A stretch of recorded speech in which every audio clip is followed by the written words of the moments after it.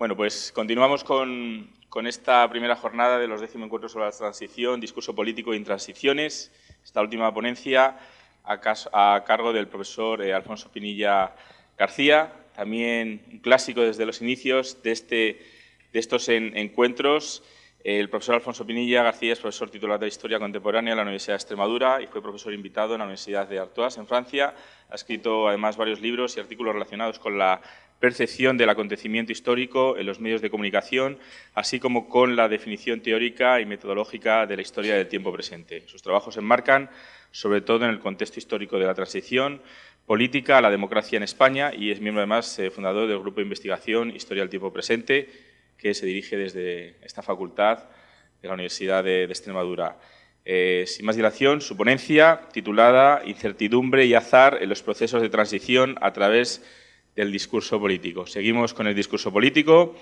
Vamos a ver qué nos tiene que contar. Te escuchamos con gran atención, lo dices todo. Bueno, muchísimas gracias. Muchas gracias, Miguel Ángel, y gracias a todos por su asistencia. No se asusten, no voy a hacer de Franco, ni de Negrín, ni de ningún otro líder político. Eso ya fue por la mañana. Bueno, gracias a todas las entidades que organizan este congreso sobre la transición, en el que estoy muy a gusto de poder exponer mis últimas reflexiones. Bueno, en EGB, en el colegio, cuando estábamos muy cansados y llegábamos a la última hora, pues nos decía el profesor: estáis muy cansados, veo muy cansados, poneos a dibujar. Y entonces yo, que soy muy disciplinado, también con mis antiguos profesores, les voy a proponer dibujar. De hecho, yo voy a dibujar esta tarde aquí con ustedes un modelo teórico. Ya empezamos con algo poco amable a estas horas, la teoría, pero bueno, va a ser dibujo, tranquilos que va a ser dibujo. Voy a dibujar un modelo que, como todo modelo teórico, en primer lugar es un esquema conceptual que pretende dar a entender o comprender una realidad compleja, con muchísimos matices, y que pretende también ese modelo ver cómo se comporta esa realidad, en este caso los procesos de transición, e incluso, sin pretender adivinar qué vaya a ocurrir en el futuro, sí prospectar, explorar qué puede ocurrir.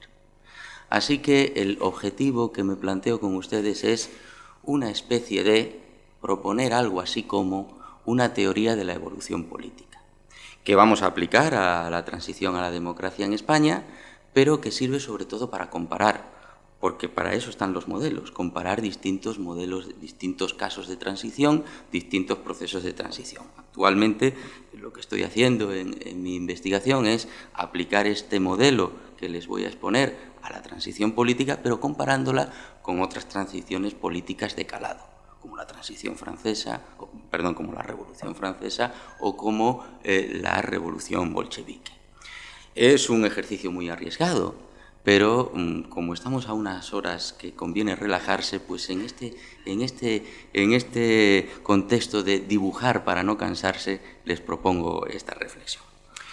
Bueno, el modelo que voy a plantear es un mapa, es una red de caminos, más bien de caminos yo diría que es una red de canales, como los de la ciudad de Ámsterdam o los de la ciudad de Leiden, muy cercana, ¿no? Una red de canales que pretende encauzar el viento imprevisible, el viento azaroso, el viento incierto y cargado también de matices y de información, que es el viento del tiempo histórico, el viento de la historia.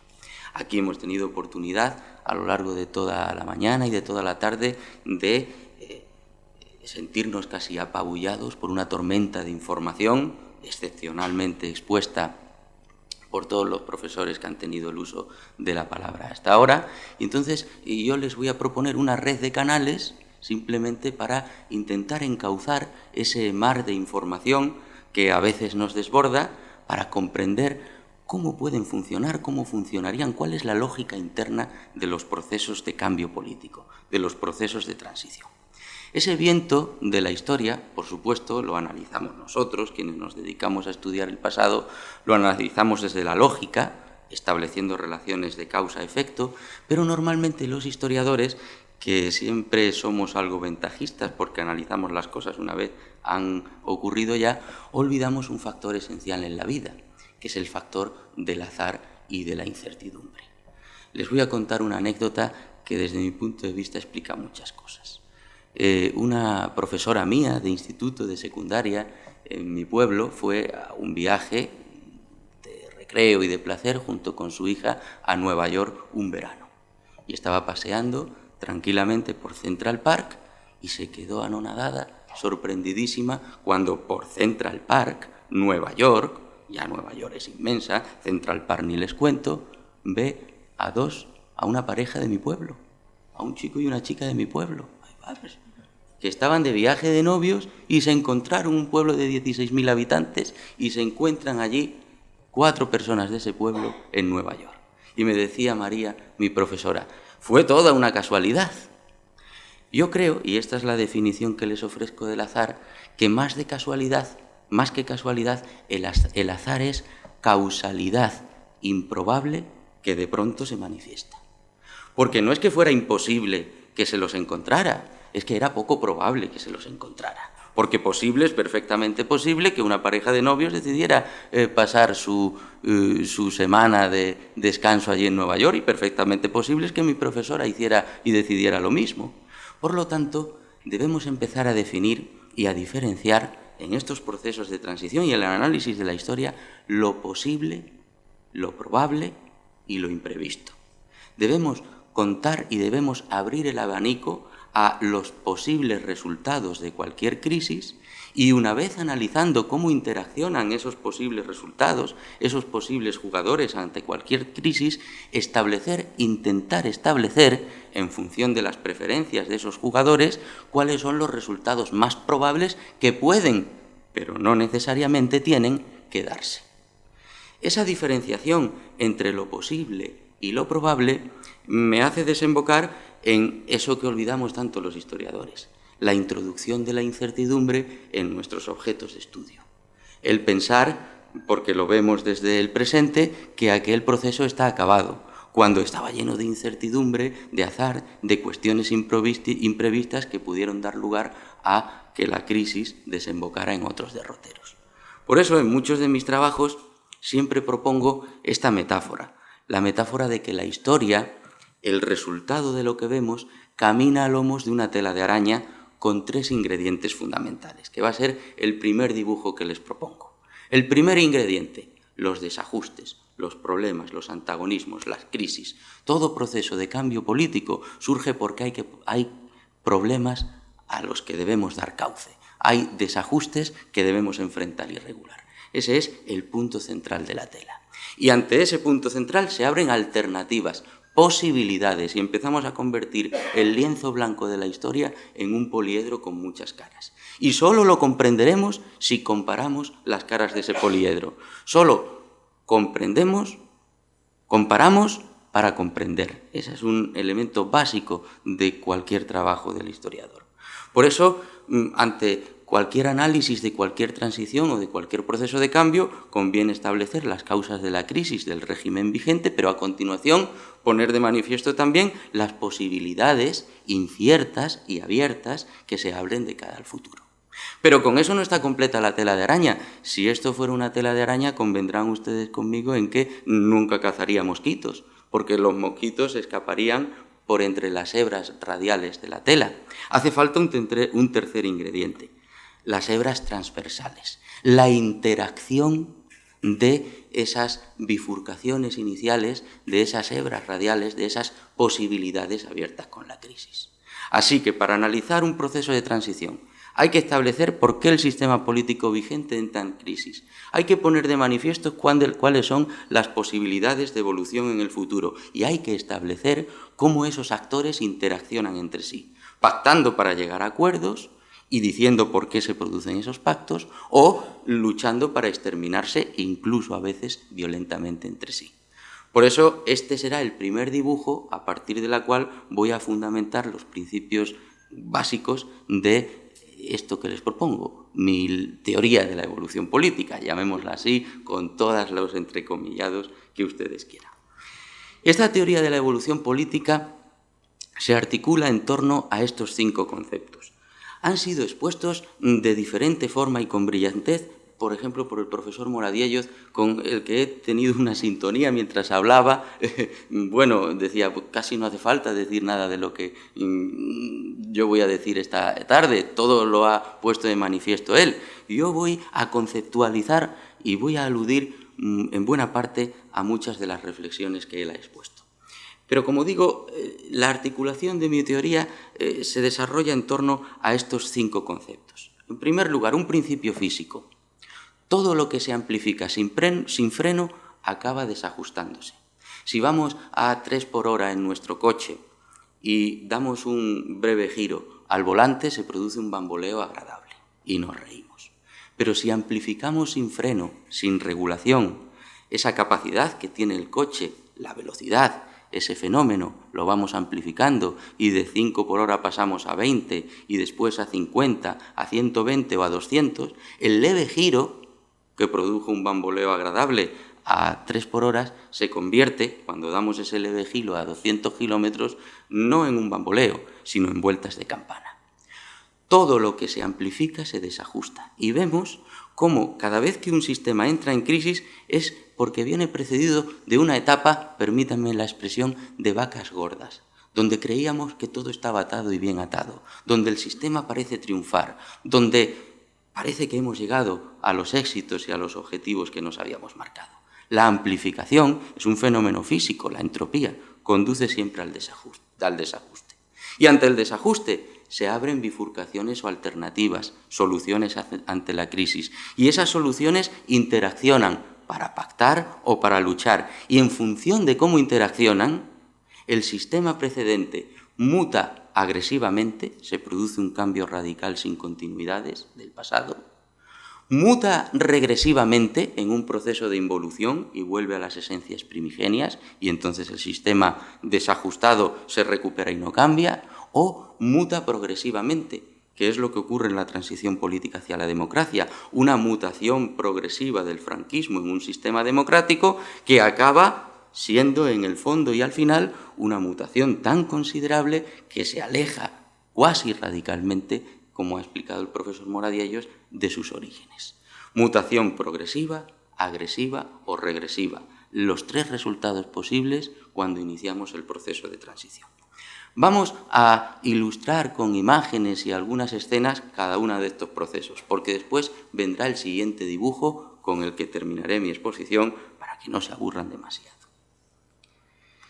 Bueno, en los años 60 y sobre todo a partir de 1959, el franquismo está llenando la Plaza de Oriente, está poniendo de manifiesto su triunfo y está llenando los edificios con la cara del dictador y con esos impresionantes carteles que celebran, no eran 25 años de paz, eran 25 años de victoria, pero bueno, es el momento culmen del régimen. Los difíciles años 50 se han superado, estamos empezando a entrar en una sociedad de consumo de masas homologable a la del occidente europeo, estamos empezando a tener no cotas de libertad política, pero sí que se lee por ahí escondidamente en la universidad, como decía el profesor Moradiellos, las obras que vienen del espectro político de la izquierda. En definitiva, ese desarrollismo económico hace prever incluso al propio Franco que todo está atado y bien atado. Amplificación, por tanto, del poder franquista. Pero enseguida, esa amplificación que se pone de manifiesto en estas imágenes, la playa de la Concha, en los años 60, mucho más masivamente ocupada que lo puede estar en la actualidad, casi parece un cuadro de horror vacui, ese triunfo económico del régimen esconde una serie de contradicciones y de desajustes, porque la amplificación sin freno conduce a problemas, a antagonismos, a desajustes del sistema. Y esos desajustes del sistema yo los voy a conceptualizar en 4 elementos fundamentales. Es una foto muy utilizada por Mario, que a mí me encanta. Ya desde la época en que él me daba clase, yo ya le pedí enseguida, siendo alumno, ¿puedo escanear esa fotografía? Porque era el desajuste de una sociedad moderna, cada vez más moderna, una sociedad al calor del desarrollismo, que choca contra el nacionalcatolicismo que se va diluyendo y sobre todo que choca esa apertura social, cultural de los años 60 con un sistema político anquilosado en el tiempo, incapaz de dar cauce a toda esa pluralidad y modernidad socioeconómica que el propio régimen ha incubado y desarrollado, porque no hay peor enfermedad que la que se incuba desde el propio organismo. Por lo tanto, ahí tienen esa mirada furtiva y al mismo tiempo pícara. No puede resistir a la tentación de ver ese señor, esa mirada, un muslo, una pierna desnuda. Ni siquiera probablemente había visto la pierna desnuda de su mujer, pues ahí lo tenía de la turista haciendo la colada. Bueno, pues es un desajuste, resumámoslo así, sociopolítico, socioeconómico y político, si ustedes quieren. Pero otro desajuste importantísimo del régimen, un desajuste de naturaleza generacional. Porque esos desajustes socioeconómicos frente a una estructura política anquilosada generan una serie de manifestaciones, una serie de huelgas en la universidad, en las fábricas, que dan cuenta también de que estamos ante tiempos de nueva política. ¿Qué expresión ya se utilizaba en aquel momento? Con un relevo generacional evidente, con jóvenes que no habían vivido los desastres de la guerra civil y sus duras represiones, y claro, como decía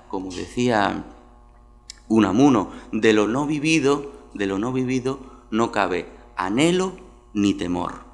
Estos jóvenes no habían vivido la dura represión de los años 40 y de los principios de los 50 y casi de manera osada luchaban contra los grises en la universidad de finales de los años 60 y principios de los años 70 ante un régimen político anquilosado y cerrado hacia esos vientos de cambio que eran evidentes, existían en la sociedad.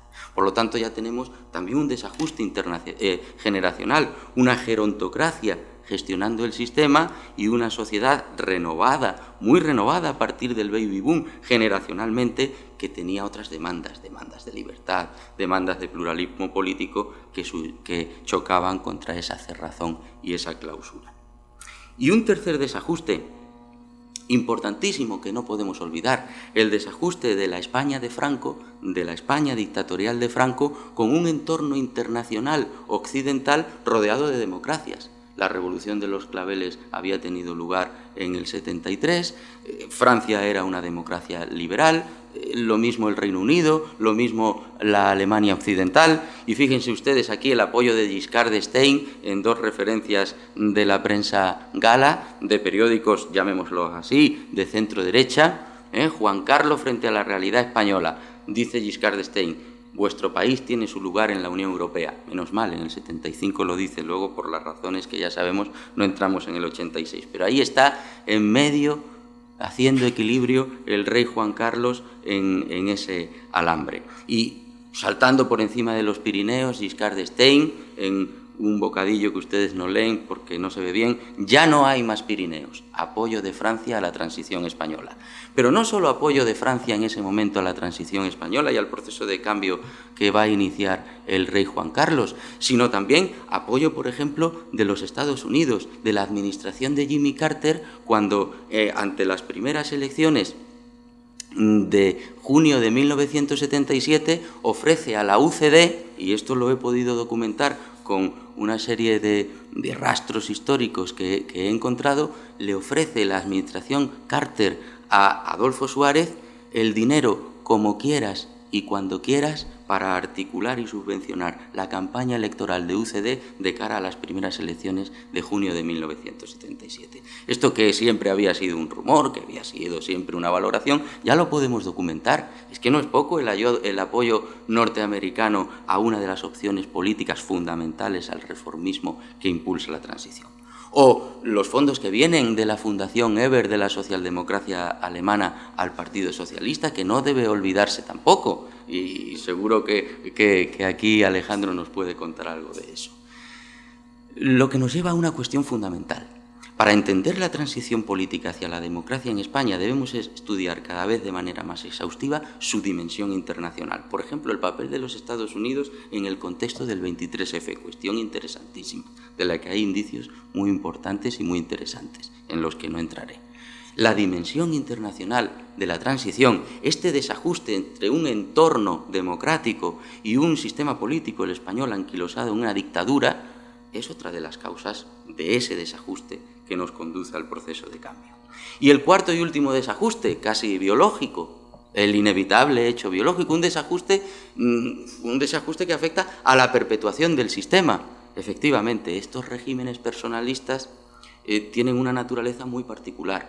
Cuando muere el hombre, muere el sistema, porque todo gira en torno al hombre y porque en esta dictadura personalista no existía, como en las dictaduras personalistas comunistas, un aparato, un partido lo suficientemente fuerte como para sostener y soportar la estructura institucional del régimen una vez desapareciera su fundador. El movimiento nacional no era y no suponía ese soporte estructural tan importante. Por eso, en la mayor parte de las ocasiones, y les invito a un debate posterior, las dictaduras, llamémoslas de derechas, sin un partido fuerte como los partidos comunistas, cuando mueren sus fundadores, desaparecen o suelen desaparecer con distintos ritmos, grados y formas sus dictaduras. Y sin embargo, en las dictaduras de derecha, de izquierda, muere el dictador y el Partido Comunista soporta el régimen más allá de la vida del fundador. Estos 4 desajustes, por conceptualizar, explican esa transición política hacia la democracia. Vamos a las hebras radiales de la tela, a las bifurcaciones, de las cuales ya hemos hablado aquí, y yo solo daré una pasada muy superficial. Esas 4 opciones, y aquí me permito matizar ligeramente el planteamiento del profesor Moradiellos, que después podemos discutir, yo considero que son 4, no 3. Él hablaba de 3, pero se pueden dividir en 4 desde mi punto de vista. La reacción conservadora y continuadora del franquismo, el llamado búnker, ahí con el saludo romano, continuidad de la dictadura sin cambios. Por cierto, ahí está, además de Blas Piñar, García Carrer, es uno de los elementos que... uno de las personas que animaba a Tejero en aquella noche, el 23F, no te vengas abajo, Antonio, que es por España.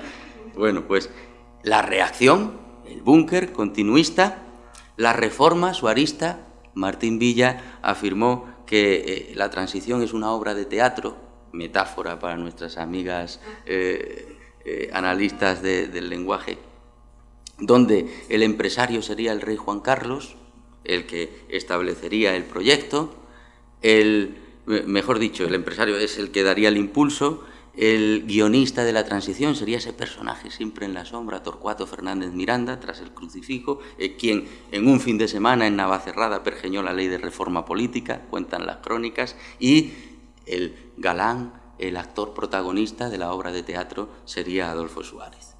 Mi madre me ha llegado a confesar que ella le votaba por eso, por galán. Pero esto, anécdota aparte, creo que se está grabando, no sé si mi madre me perdonará que desvele el sentido de su voto. Esta foto es muy interesante porque aquí están el guionista, está el empresario y está el actor de la transición. Pero es muy curioso porque esto al final se deshizo. El actor quiso ser guionista y además quiso reemplazar muchas de las funciones del empresario y rompió con los dos, primero con el guionista, primero con Torcuato Fernández Miranda en 1977 con motivo de la legalización del PC, que Torcuato no quería y no estaba de acuerdo con ello, y después con el rey Juan Carlos, cuya relación se deteriora considerablemente a lo largo de 1980 y permite explicar mucho de lo que después conocimos en el 23F. Pero no es asunto que nos atañe aquí. Eso es reacción y reforma. Aquí tenemos la ruptura pura y dura, que no tiene por qué plantearse desde el punto de vista violento. Algunas opciones rupturistas eran violentas, como ETA, otras opciones rupturistas rechazaban la violencia, pero su discurso era el mismo. Cambio sin continuidad, hay que hacer tabla rasa del ayer. Y aquí hay una amalgama de ideologías que van del nacionalismo, la extrema izquierda, pero el objetivo político, porque aquí más que ideologías lo que hay son posturas políticas, es ruptura, cambio sin continuidades. Y este es el matiz que yo introducía con respecto a la propuesta del profesor Moradiellos esta mañana, que él también ha expuesto de alguna manera, pero que yo establezco en cuatro líneas de evolución posibles la ruptura pactada, la llamada ruptura pactada de lo que podríamos considerar el centro-izquierda, con el partido mayoritario y protagonista, efectivamente el Partido Comunista de España, y un testimonial Partido Socialista que después, de una manera sorprendente, aunque explicable, acaba haciéndose con el gobierno en 1982. Para establecer los principios básicos de esta postura política, he preferido traerles una cita que va en la línea de lo que comentó el profesor Alejandro Cercas aquí esta mañana. Fíjense lo que dice Santiago Carrillo en 1974, antes de morir Franco. Son palabras cargadas de actualidad, y esto lo propone ya el Partido Comunista desde el 56, como bien dijiste tú esta mañana, Alejandro. Nosotros estamos, París, ante periodistas, rueda de prensa, convencido de que la solución para España es una solución democrática y con libertades políticas para todos, mediante la reconciliación entre unos y otros españoles. Cuando nosotros hablamos de la amnistía, no hablamos solo de la amnistía para nosotros. Documento, por tanto, lo que decía Alejandro, no es una opinión, es un hecho. Hablamos de la amnistía para los que han combatido en el otro lado, y no solamente para los que han combatido en la guerra, sino para los que han combatido después y para los que nos han matado después, Billy el niño, etcétera, etcétera. Hoy los criminales somos nosotros. ¿Qué actualidad tienen estas palabras? Pero mañana los criminales serán ellos. Nuestra concepción de la amnistía es que esa amnistía debe ser para unos y para otros. Es decir, que no debe haber ningún espíritu de revancha ni ninguna política de revancha. La ruptura pactada, por tanto, propone un cambio político considerable, una transformación evidente y radical de la dictadura, pero pactando con la opción fronteriza de la dictadura, reconciliándose con la opción más moderada de esa dictadura, que será la reforma, las opciones reformistas. En definitiva, estas serían las cuatro opciones y estos los dos terrenos de juego: el terreno franquista, reacción, el búnker, el maximalismo franquista. Van a permitirme pasar un poco del lenguaje natural al lenguaje formal, para dibujar mejor, digo. Maximalismo franquista, el búnker, posibilismo franquista, porque siempre cuando analizamos un proceso de transición y cuando nos enfrentamos a los problemas de la vida, uno puede adoptar dos posturas. Uno puede ser ariete o caballo de Troya. El ariete, aquel instrumento medieval para derribar por la fuerza la puerta de los castillos; el maximalista, aferrado a sus esencias; o el posibilista, el caballo que entra, el ejército que entra disfrazado o dentro de la panza del caballo en la ciudad, y después la conquista desde dentro. El posibilismo, la posibilidad de pactar, la posibilidad de negociar. Bueno, pues en estos dos terrenos de juego que se enfrentan en la transición, la dictadura y la oposición a la dictadura, tenemos maximalistas y posibilistas. El búnker, los reaccionarios, el maximalismo del franquismo; la reforma, los posibilistas del franquismo, los que están dispuestos al pacto, Adolfo Suárez, los reformistas, el gobierno de Penénes, que se les llamaba, y también hay maximalistas en la oposición, la ruptura radical, ETA, la extrema izquierda, y posibilistas, el Partido Comunista y el Partido Socialista. La ruptura pactada. Ejercicio de aplicación conceptual. ¿Por qué no, si nos vamos a 1789, los maximalistas del antiguo régimen no podrían ser los absolutistas? ¿Por qué no los posibilistas del antiguo régimen no podía ser Lafayette? ¿Por qué no el posibilismo de la oposición al antiguo régimen podrían ser los girondinos? ¿Y por qué no los jacobinos, los maximalistas de la oposición? Bueno, pues estamos intentando conceptualizar algo tan complejo como procesos de cambio. Ese es el objetivo que yo ahora me estoy planteando en mi tarea investigadora. Hacer comparaciones a partir de esta definición conceptual entre distintos procesos de cambio institucional y político, de cambios de régimen. Bueno, la jugada de la transición va a ser la siguiente, y vamos ya a la tercera fase, a ver cómo vamos de tiempo. Bueno, vamos bien, 5 minutos más y terminamos. A la interacción. ¿Cómo interaccionan estas alternativas? La jugada de la transición es el pacto entre los posibilismos para dejar fuera a los maximalismos, para aislar a los reaccionarios, aislar a los rupturistas y forjar desde ese pacto, que es insatisfactorio siempre para los extremos, un sistema político que no es, y por eso me alumbraron tanto las palabras, porque coincidían conmigo las de Moradiellos esta mañana, no es exactamente ni reforma ni ruptura pactada, sino las dos cosas exactamente, la síntesis de esas dos pulsiones. Y por eso resulta tan insatisfactorio hoy la transición para la extrema izquierda, para las opciones que hoy se identifican, por ejemplo, con el discurso de Podemos, ahora menos, quizá más amable con la transición, pero en sus inicios muy radical contra la transición, o para las opciones, digamos, más a la derecha del pacto político, que consideran que aquello fue una rendición considerable del franquismo o que incluso fueron los franquistas los que trajeron única y exclusivamente la democracia a nuestro país. Y claro, los extremos se quedan fuera. Es el pacto entre los posibilismos lo que genera este nuevo orden constitucional. Ese pacto entre los posibilismos que se da como consecuencia, desde mi punto de vista, a estas categorías o a estas causas. En primer lugar, Carrillo y Adolfo Suárez no diré que son dos boxeadores sonados, como Sánchez e Iglesias, muchos paralelismos en este caso, los débiles se abrazan para ser fuertes, como Suárez y Carrillo en la transición. Evidentemente, en otro contexto histórico distinto, entonces veníamos de una dictadura para construir una democracia, ahora venimos de una democracia, no sabemos para construir qué. Sí, pero la debilidad de los posibilismos facilita y posibilita el pacto entre ellos, porque por debilidad, por la amenaza de un golpe a la derecha, de un golpe militar, por la amenaza de desaparecer la delicada reforma que se había aprobado en diciembre del 77 y que puede desaparecer cuando matan a los abogados laboralistas de Atocha, cuando el ejército publica ese comunicado contra la legalización del PC, cuando se produce el propio 23F, por esa amenaza de posible desaparición, se establecen relaciones simbióticas entre los posibilismos reformista y de la ruptura pactada. Y Carrillo resulta que acaba necesitando tanto a Suárez como Suárez a Carrillo. Los dos se necesitan mutuamente porque Suárez necesita de Carrillo la legitimidad hacia la legitimidad democrática de su reforma política que le puede dar Carrillo. Perdón, vamos a ver. El cansancio a todos nos hace mella. Carrillo y Suárez se necesitan. Suárez necesita de Carrillo la legitimidad democrática para su reforma política.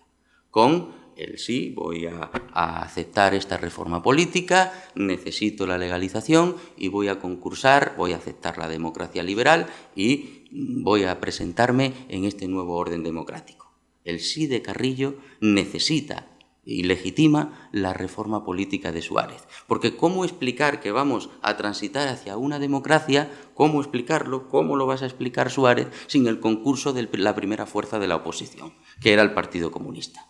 Así que Suárez necesita a Carrillo, tanto como Carrillo necesita a Suárez, porque Carrillo necesita ser un actor para influir en el proceso político y, por tanto, necesita ser legalizado por el presidente del gobierno. Así que ese trueque de legalidad por legitimidad fundamenta ese proceso de legalización del Partido Comunista, pero sobre todo fundamenta la transición, una relación simbiótica entre los posibilismos para sobrevivir ante momentos de debilidad y de dura amenaza. Por supuesto había voluntad, por supuesto había un liderazgo considerable. Carrillo acaba aceptando ante sus bases y ante su partido la bandera rojigualda, la unidad de España y la renuncia total y absoluta a la violencia. Y acaba aceptando la monarquía, le lleva la contraria a su propio partido. Lo mismo hará Felipe González cuando renuncia a la naturaleza marxista del suyo. Lo mismo hará Adolfo Suárez cuando acabe derribando la legitimidad de la victoria franquista en la guerra civil y sustituyéndola por el discurso de la reconciliación. El liderazgo no supone ir a favor del viento que marcan las encuestas, sino llevarle la contraria a tus propios correligionarios. Y eso es precisamente lo que hacen los líderes de la transición en ese momento. Y sobre todo, la última causa que yo considero importante que permite explicar este pacto entre posibilismos es la existencia de un proyecto compartido de España, con todos los matices que ustedes quieran, pero que estaba jalonado por dos elementos básicos. Una España democrática, el tránsito hacia una democracia, y una España integrada en Europa. Democracia y Europa fueron las dos fuerzas motrices que permitieron a un comunista y a un franquista, moderado pero franquista al fin y al cabo, como Suárez, entenderse en ese contexto tan complicado. Además de eso, el viento a favor de unas clases medias que no querían volver a una posible guerra, a un posible enfrentamiento sangriento, el cambio generacional y el contexto internacional que he puesto de manifiesto con anterioridad, ayudaron a que esas variables actuaran para posibilitar el pacto entre los posibilismos. Por cierto, he puesto ahí memoria de la guerra, pero yo aquí me gustaría establecer la diferenciación que hace Benedetti entre olvidadizos y olvidadores. Los olvidadizos son los que olvidan sin querer. Yo soy uno de esos. Me ha costado mucho dinero recuperar mis llaves del interior de mi casa una vez di el portazo. Me conocen casi todos los cerrajeros de Cáceres, por eso. Soy un olvidadizo, porque olvido inconscientemente en muchas ocasiones. Pero en la transición no hubo un olvido inconsciente, sino consciente de la guerra. Hubo una memoria en negativo. No hubo olvidadizos, sino olvidadores de esa contienda armada para no volver a repetir rencores y pasiones que pudieran desencadenar en un conflicto armado. Así que yo, más que memoria de la guerra, casi pondría ahí olvidadores de la guerra. Eso es lo que hubo fundamentalmente en la transición.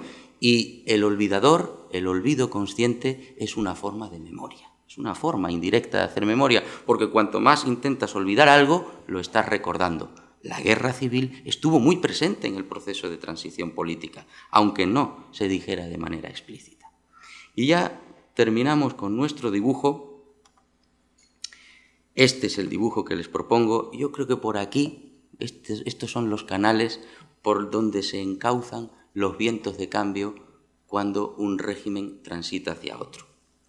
El régimen que está amplificando su poder, las fuerzas maximalistas del régimen controlan todo, los aferrados a las esencias controlan el sistema, pero a medida que va transcurriendo el tiempo y como consecuencia de muchos desajustes, en la transición los hemos visto, los posibilismos son cada vez más potentes e igualan casi a los maximalismos. En el año 76, cuando sube al poder Adolfo Suárez, el posibilismo de la dictadura controla el gobierno, controla importantísimos resortes del poder, aunque es verdad que el ejército lo controlan los maximalismos, pero digamos que hay un empate importante en potencia de fuerzas. Ese es el momento del desajuste dentro del sistema dictatorial. Y ante ese desajuste se producen dos posibilidades, básicamente.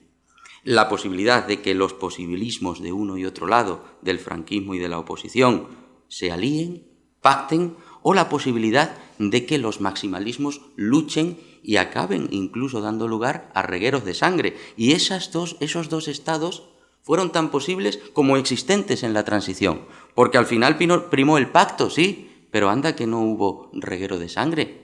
No masivamente, pero existió terrorismo de ultraizquierda y de ultraderecha en la transición.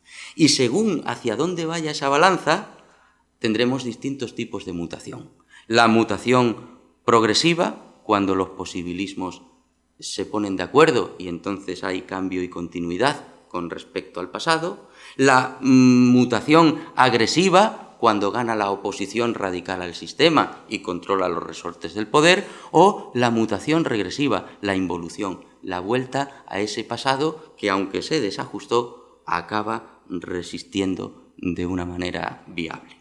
Repaso esos momentos. La amplificación del poder franquista, los momentos de desajuste, el pacto entre los posibilismos, pero no solo es eso la transición, el reguero de sangre. No cristalizó una mutación agresiva, pero a punto estuvo de cristalizar una mutación regresiva. Ese camino se recorrió. No hasta el final, pero se recorrió. Finalmente, ese cambio con algunas continuidades que poco a poco irán desapareciendo será la mutación progresiva que se establece en la Constitución de 1978, donde hay figuras, el jefe del Estado nombrado por Franco, que ahora asume una legalidad que rompe con el franquismo. Cambio y continuidad al fin y al cabo.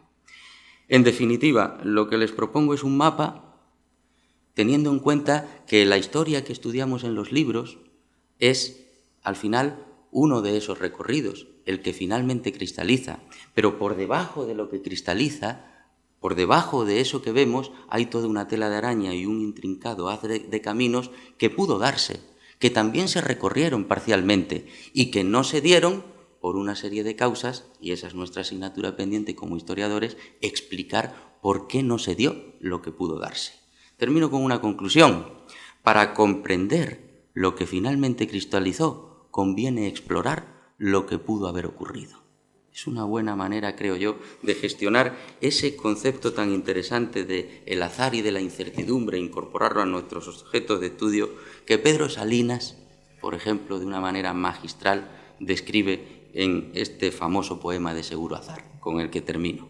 No me fío de la rosa de papel tantas veces que la hice yo con mis manos, ni me fío de la otra rosa verdadera, hija del sol y sazón, la prometida del viento. De ti que nunca te hice, de ti que nunca te hicieron, de ti me fío. Redondo, Seguro Azar. Incorporémoslo a nuestros estudios y entendámonos con él, a ver qué tal sale el proceso.